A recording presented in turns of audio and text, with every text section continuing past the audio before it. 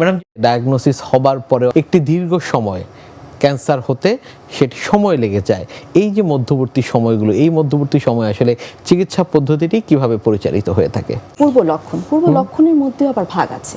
আমরা CIN1 বলি, CIN2 বলি, CIN3 বলি, অর্থাৎ সার্ভাইকাল ইন্ট্রাএপিথেলিয়াল নিওপ্লাসিয়া 1, 2, 3 এবং এক একটা সিভিয়ারিটি বোঝাচ্ছে 1 থেকে 2, 2 থেকে 3 এইভাবে তারা যাবে।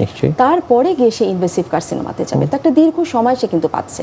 যখন CIN1 থাকে তখনই যদি তাকে আমরা ফলো আপে রাখি বা তাকে আমরা কল্পোস্কোপিতে পাঠাই।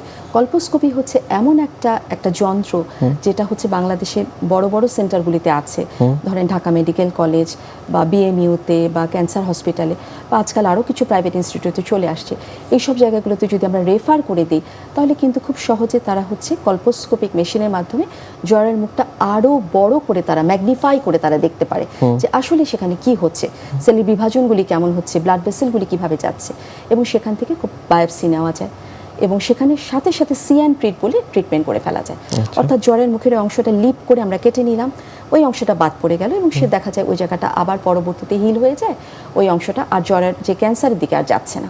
তো এইভাবে CIN1 এর ট্রিটমেন্ট, CIN2 এর ট্রিটমেন্ট, 3 এর ট্রিটমেন্ট আমরা ফলো আপ করে করে কল্পোস্কোপি এবং বায়োপসির মাধ্যমে করে তাকে কিন্তু জ্বরের ক্যান্সার পর্যন্ত তাকে অগ্রসর হতে নাও দিতে পারি, যদি শুধু একটু সচেতনতার জন্য।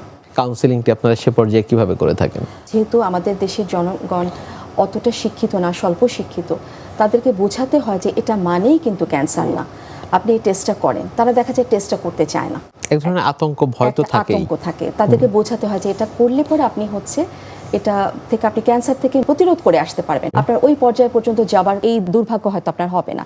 তো এই কাউন্সেলিংটাই আমরা মূলত বোঝানোর চেষ্টা করি এবং তারপর যারা বুঝতে পারে তারা তো অবশ্যই করে। প্রত্যেকেরই 3 থেকে 5 বছর পর পর অবশ্যই জ্বরের মুখটা একটু পরীক্ষা করে দেখা দরকার প্যাপস্মিয়ারের মাধ্যমে, যেন প্যাপস্মিয়ারের মাধ্যমে আমরা বুঝতে পারি যে জ্বরের মুখের ক্যান্সারে কোনো পূর্ব লক্ষণ আছে কিনা। জ্বরের মুখের ক্যান্সার এই বিষয়ে আপনার কাছ থেকে আমরা আরও শুনবো, তবে তার আগে আমাদের এই অনুষ্ঠানে একটি নিয়মিত সেগমেন্ট হচ্ছে বিভিন্ন খাদ্যের পুষ্টি গুণাগুণ সম্পর্কে আমাদের দর্শকদের জানিয়ে দেয়া। প্রিয় দর্শক, দেখছেন স্বাস্থ্য প্রতিদিন। কথা হচ্ছিল খুব গুরুত্বপূর্ণ একটি বিষয়, জ্বরের মুখের ক্যান্সার নিয়ে। অনুষ্ঠানের পর্যায়ে দেখে নেব বিভিন্ন খাদ্যের পুষ্টি গুণাগুণ সম্পর্কে আমাদের পুষ্টিবিদের কাছ থেকে। ক্যান্সার রোগীর সংখ্যা দিনে দিনে কিন্তু বেড়ে যাচ্ছে। বিভিন্ন ধরনের ক্যান্সার রয়েছে, তার মধ্যে কোন ধরনের ক্যান্সার হলে কী ধরনের খাদ্য ব্যবস্থাপনা হওয়া উচিত সে বিষয়টি সম্পর্কে কিন্তু আমাদের যথেষ্ট সচেতন থাকতে হবে, কারণ এক এক ধরনের ক্যান্সার পেশেন্টদের ক্ষেত্রে খাদ্য তালিকা ভিন্ন হয়ে থাকে। আজকে যে বিষয়টি নিয়ে কথা বলবো সেটি হচ্ছে ব্লাড ক্যান্সার হলে কেমন খাদ্য তালিকা হওয়া উচিত সে বিষয়টি সম্পর্কে।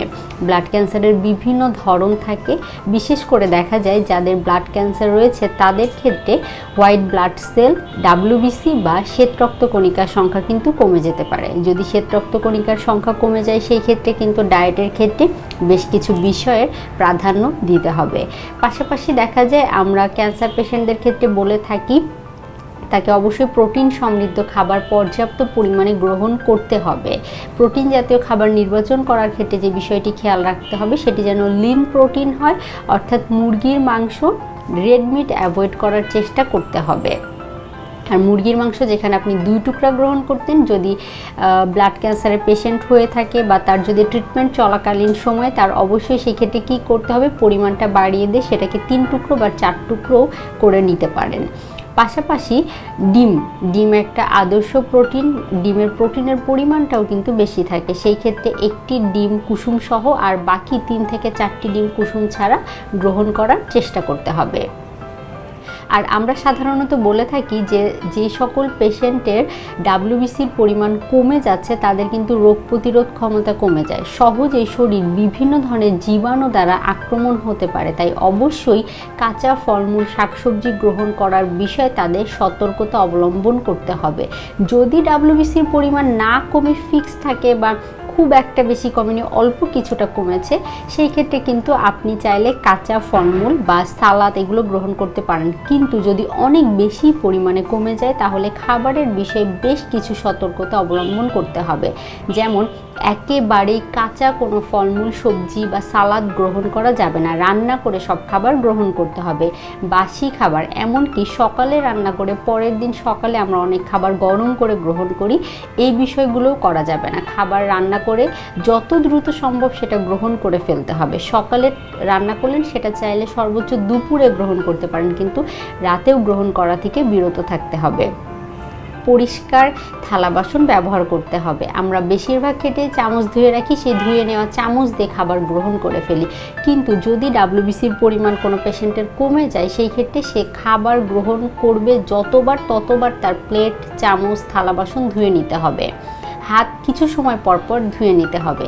খাবার যখন তৈরি করবেন, খাবারটি ভালো করে রান্না হয়েছে নাকি সেই বিষয়টি মাথায় রাখতে হবে, কারণ অর্ধেক রান্না হওয়া বা আধা সিদ্ধ মাছ, মাংস, সবজি ক্ষেত্রে কিন্তু জীবাণু পুরোপুরিভাবে নষ্ট হয়ে যায় না।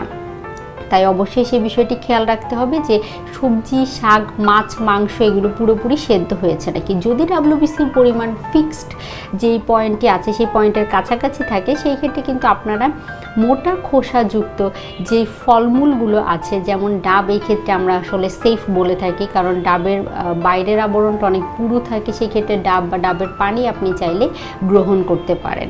এই টিপসগুলো মেনে চলার পাশাপাশি রিপোর্ট সহ অবশ্যই একজন বিশেষজ্ঞ পুষ্টিবিদের শরণাপন্ন হবেন। আপনার পুরো রিপোর্টগুলো পর্যালোচনা করে তিনি আপনাকে সঠিক এবং সুনির্দিষ্ট খাদ্য তালিকা তৈরি করে দিবেন।